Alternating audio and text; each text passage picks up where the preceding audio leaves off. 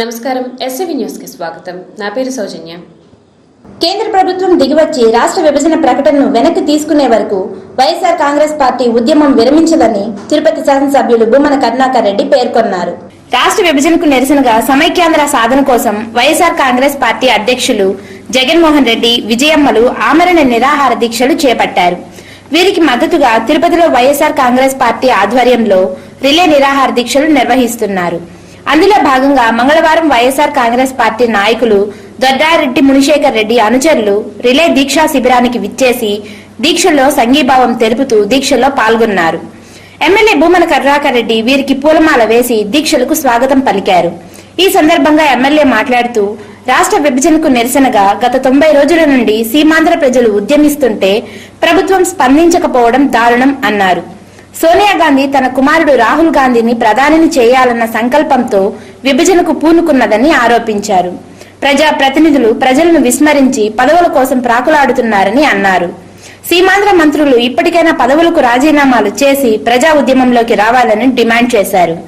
కేంద్ర ప్రభుత్వం దిగివచ్చి రాష్ట్ర సమైక్యంగా ఉంచుతామని ప్రకటన చేసే వరకు వైఎస్ఆర్ కాంగ్రెస్ పార్టీ సమైక్య ఉద్యమం విరమించేది లేదని స్పష్టం చేశారు. సోనియా గాంధీ తన స్వార్థ రాజకీయ ప్రయోజనాల కోసం నమ్మిన బంటు చంద్రబాబు నాయుడు అండగా ఉండగా నాకు భయం అన్నటువంటి ఆలోచనతో రాష్ట్రాన్ని చేయడం బాధాకరం. వైఎస్ఆర్ కాంగ్రెస్ పార్టీ విభజనకు వ్యతిరేకంగా పరిస్థితుల్లో ఉద్యమాన్ని విశ్రమించదు.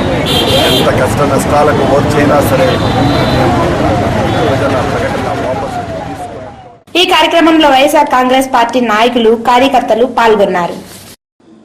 శ్రీకాళహస్తి పంచాయతీరాజ్ అతిథి గృహంలో స్థానిక ఎమ్మెల్యే బొజ్జల గోపాలకృష్ణారెడ్డి శ్రీకాళహస్తి, తొట్టంబేడు మండలాల అధికారులతో మంగళవారం ప్రజా సమస్యలపై సమీక్షించారు. ప్రజల సమస్యలను గుర్తెరిగి వాటిని పరిష్కరించడంలో ఆయా శాఖల అధికారులు చొరవ చూపాలని ఎమ్మెల్యే ఆదేశాలిచ్చారు. ప్రస్తుతం పెరిగిన ఎంపీటీసీ స్థానాలలో పోలింగ్ బూతులను జిల్లా ఎన్నికల అధికారుల సూచనల మేరకు ఏర్పాటు చేయాలని ఎమ్మెల్యే సూచించారు.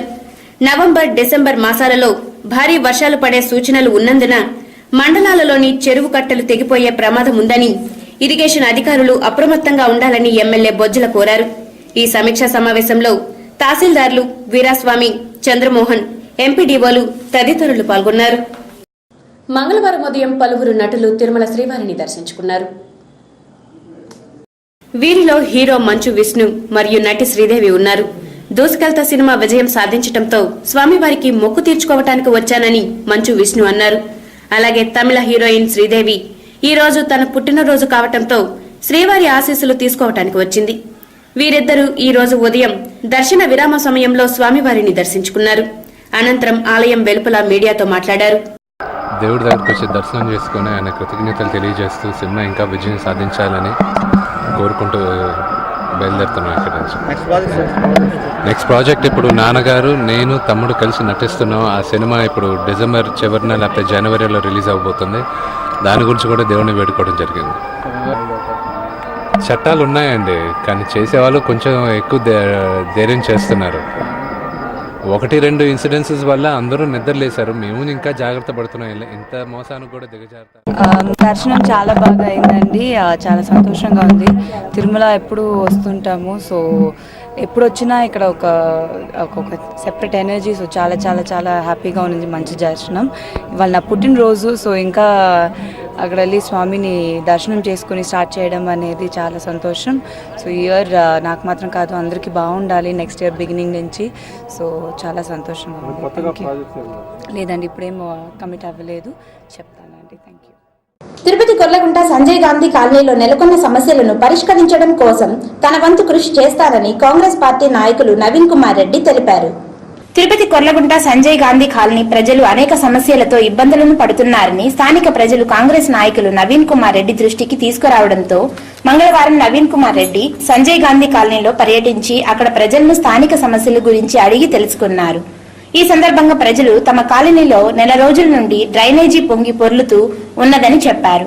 మున్సిపల్ సిబ్బందికి ఫిర్యాదు చేసినా పట్టించుకోవడం లేదు అన్నారు.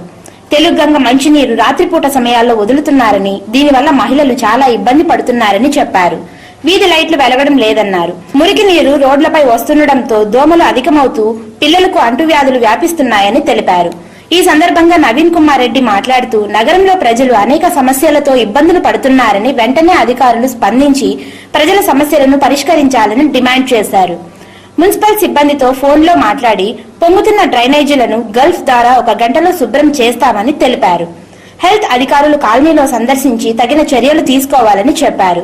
సంజయ్ గాంధీ కాలనీ నెలకొన్న సమస్యలను వెంటనే పరిష్కరించేందుకు కృషి చేస్తామని తెలియజేశారు.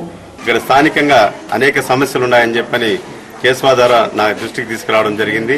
వెంటనే అధికారులతో కూడా మాట్లాడాను. ఎందుకంటే గత 2 నెలలుగా యూడిఎస్ లైన్ బ్లాక్ అయిపోయి ఆ డ్రైనేజ్ వాటర్ అంతా కూడా రోడ్డు మీద ప్రవహిస్తా ఉంది. చిన్న బిడ్డలకి జ్వరాలు వచ్చి ఆసుపత్రి పాలవుతున్నారని చెప్పి వాళ్ళు తెలియజేయడంతో ఇక్కడికి రావడం జరిగింది. పరిశీలించాము. వెంటనే యూడిఎస్ అధికారులు కూడా మెసేజ్ పాస్ చేయడం జరిగింది. ఇప్పుడు 1 గంట లోపలనే ఆ గల్ఫర్ తీసుకొచ్చి గల్ఫర్ ద్వారా ఈ యూడిఎస్ లైన్ ఏదైతే బ్లాక్ అయిందో అదంతా కూడా 1 అవర్ లోపలనే క్లియర్ చేయాలి. ఈ కార్యక్రమంలో కాంగ్రెస్ పార్టీ నాయకులు, సంజయ్ గాంధీ కాలనీ ప్రజలు పాల్గొన్నారు. అంగన్వాడీలకు గౌరవ వేతనం ఇస్తూ ప్రభుత్వం వెడ్డి చాకిరీ చేయిస్తున్నదని ఏఐటియుసి జిల్లా అధ్యక్షులు హరికృష్ణ విమర్శలు చేశారు. మంగళవారం తిరుపతి ఐసిడిఎస్ రాస్ సిపిడిఓ కార్యాలయం ముందు అంగన్వాడీ కార్యకర్తలు, ఆయాలు ధర్నా నిర్వహించారు. పెంచిన పని సమయాన్ని తగ్గించాలి, పని భారాన్ని తగ్గించాలి, ప్రభుత్వ ఉద్యోగులుగా గుర్తించాలి, కనీస వేతనం 12,000 రూపాయలు ఇవ్వాలి అంటూ పెద్ద ఎత్తున నినాదాలు చేశారు.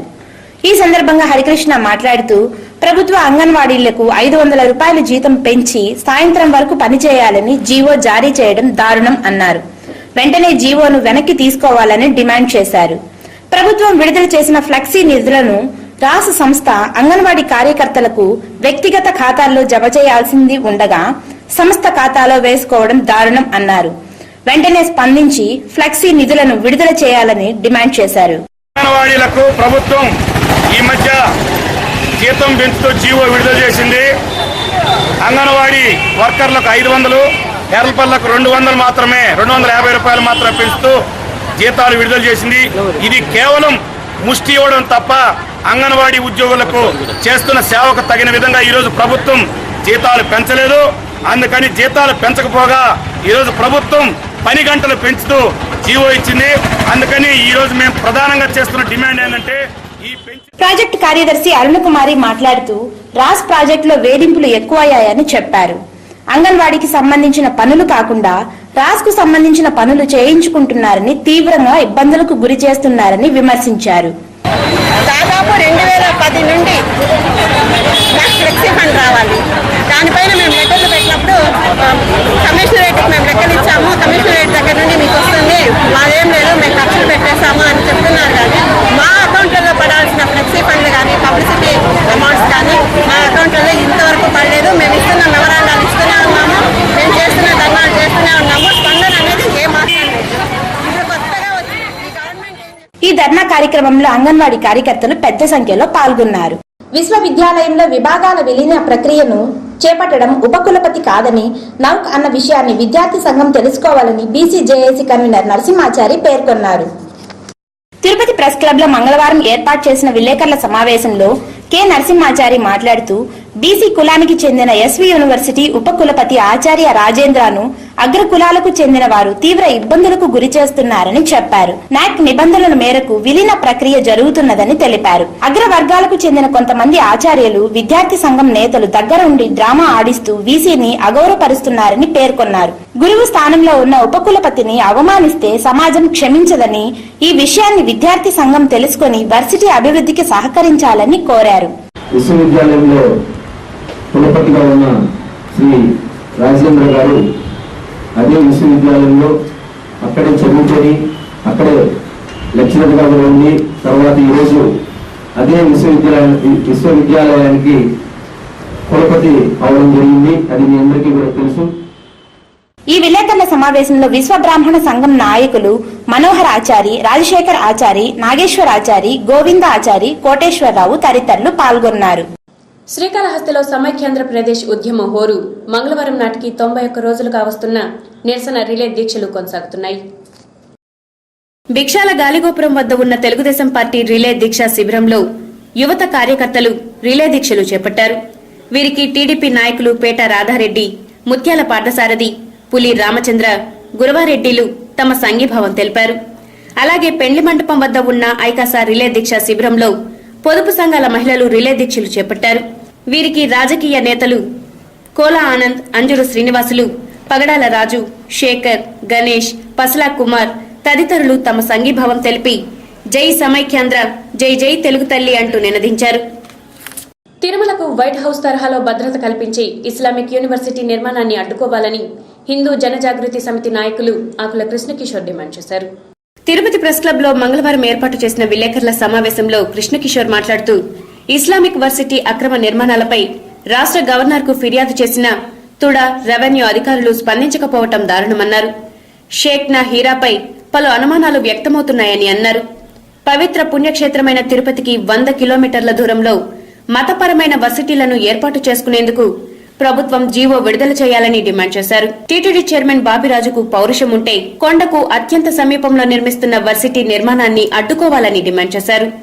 మంత్రి గల్లా అరుణకుమారికి తెలియకుండా నిర్మాణాలు జరుగుతున్నాయన్నది నిజం కాదని, గల్లా అల్లాగా మారి ఇస్లామిక్ వర్సిటీ నిర్మాణానికి సహకరిస్తోందని ఆరోపించారు. చర్చలకు ఆహ్వానించినా మేము సిద్ధమే. మా సమితి వాళ్ళు, హిందూ సంస్థలందరూ సిద్ధంగా ఉన్నారు. ఇక్కడ ఇలాంటి నిర్మాణాన్ని ప్రభుత్వం జోక్యం చేసుకుని వెంటనే ప్రభుత్వం స్వాధీనం చేసుకుని వారికి తిరుపతికి 100 కిలోమీటర్ల అవతల ఎలాంటి నిర్మాణానికైనా అటువంటి నిర్మాణాన్ని కట్టుకునే విధంగా మాకు ఎలాంటి అభ్యంతరం లేదు. అయితే ఇక్కడ ఇది భద్రతకు సంబంధించిన అంశం. గాలి దూరం ఆ నిర్మాణంపై నుంచి గాలి దూరం తిరుమల కొండకు. ఈ విలేకరుల సమావేశంలో దళిత హిందూ ధర్మ పరిషత్ సమితి వ్యవస్థాపకులు బాపూజీ, హిందూ జనజాగృతి సమితి నాయకులు రామకృష్ణారావు, శ్రావణ్ తదితరులు పాల్గొన్నారు. సాగునీరు, త్రాగునీటి కోసం సిపిఎం పెద్ద ఎత్తున ఉద్యమం చేస్తుందని, దీనిపై నవంబర్ 10వ తేదీన సమావేశం నిర్వహిస్తున్నట్లు జిల్లా కార్యదర్శి రామనాయుడు తెలిపారు. మంగళవారం తిరుపతి ప్రెస్ క్లబ్ లో ఏర్పాటు చేసిన విలేకరుల సమావేశంలో రామనాయుడు మాట్లాడుతూ చిత్తూరు జిల్లాలో 49 మండలాల్లో త్రాగునీటి సమస్యను పరిష్కరించేందుకు రాష్ట్ర ప్రభుత్వం కండలేరు నీటిని తరలిస్తామని చెప్పటం సంతోషకరమని అన్నారు. దీనిపై జీవోఎంఎస్ 14ను విడుదల చేసి 6.61 టీఎంసీల నీటిని పైప్ లైన్ల ద్వారా తరలించే ప్రయత్నాన్ని నెల్లూరు టీడీపీ నాయకులు అడ్డుకుంటామని చెప్పటం దారుణమన్నారు. నెల్లూరు తెలుగుదేశం పార్టీ నాయకులు మంత్రి ఆనం రామనారాయణ రెడ్డి అడ్డుకొని జీవోఎంఎస్ 14ను రద్దు చేయాలని డిమాండ్ చేయటం విడ్డూరంగా ఉందని అన్నారు. దీనిపై సిపిఐ పెద్ద ఎత్తున ఆందోళన చేసేందుకు ప్రణాళిక సిద్ధం చేసిందని చెప్పారు. దీనిపై నవంబర్ 10వ తేదీ సమావేశం నిర్వహించి కార్యాచరణను తెలుపుతామని పేర్కొన్నారు. ఈ విలేకరుల సమావేశంలో సిపిఐ నాయకులు చిన్నంపెంచలయ్య, వెంకయ్య, చల్లం తదితరులు పాల్గొన్నారు. 2014 ఎన్నికల్లో వైఎస్ఆర్ కాంగ్రెస్ పార్టీని అధికారంలోకి తీసుకుని రావడమే ధ్యేయంగా పనిచేస్తానని యువజన విభాగం జిల్లా స్టీరింగ్ కమిటీ సభ్యులు అశోక్ కుమార్ రెడ్డి తెలిపారు.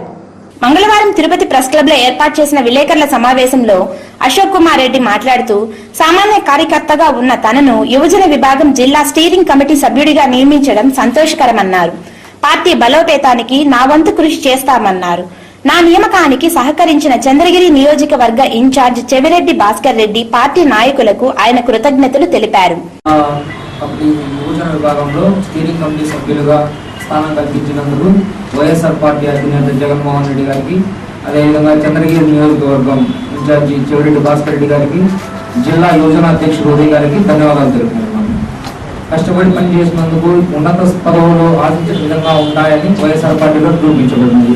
దీనికి నాకు ఇచ్చినటువంటి జిల్లా స్థాయిలో స్థానం కల్పించినందుకు ఈ విలేకరుల సమావేశంలో వైఎస్ఆర్సీపీ నాయకులు రుద్రగోపి, ఉమాపతి రెడ్డి, బ్రహ్మయ్య, బైరెడ్డి, మహేష్ రెడ్డి, సూరి తదితరులు పాల్గొన్నారు. గాజుల బలిజ సంక్షేమ సంఘం ఆధ్వర్యంలో బలిజ కులస్తులకు ఓబీసీ ధృవపత్రాలు జారీ చేయాలని కోరుతూ మంగళవారం చిత్తూరు జిల్లా సాంఘిక సంక్షేమ అధికారి రామచంద్రరాజును కలిసి వినతిపత్రం అందజేశారు. గతంలో వీరు జిల్లా కలెక్టర్ను కలిసినప్పుడు ఆయన సాంఘిక సంక్షేమ అధికారికి తెలియజేయాలని తెలపడంతో కలెక్టర్ సూచనల మేరకు మంగళవారం సాంఘిక సంక్షేమ అధికారిని కలిశారు. ఇక తిరుమల సమాచారం. తిరుమలలో భక్తుల రద్దీ ఓ మోస్తారుగా ఉంది. మంగళవారం సుమారు 30,000 మంది భక్తులు శ్రీవారిని దర్శించుకున్నారు. సర్వదర్శనంకు 5 గంటల సమయం పడుతుండగా ప్రత్యేక ప్రవేశ దర్శనంకు 1 గంట సమయం పడుతోంది. వైకుంఠం 2వ కాంప్లెక్స్ నందు 7 కంపార్ట్మెంట్ల నందు భక్తులు శ్రీవారి దర్శనార్థం వేచి ఉన్నారు. Tirupati bullion gold jewellery and silver merchant association సమాచారం మేరకు బుధవారం లోకల్ బులియన్ మార్కెట్లో బంగారం వెండి ధరలు ఇలా ఉంటాయి. 22 క్యారెట్ల నగల బంగారం 1 గ్రాము ధర 2,908 రూపాయలు. 24 క్యారెట్ల అపరంజి బంగారం 10 గ్రాముల ధర 30,790 రూపాయలు. రిటైల్ వెండి 1 గ్రాము ధర 52 రూపాయల 9 పైసలు. ఈ వార్తలు ఇంతటితో సమాప్తం. నమస్కారం.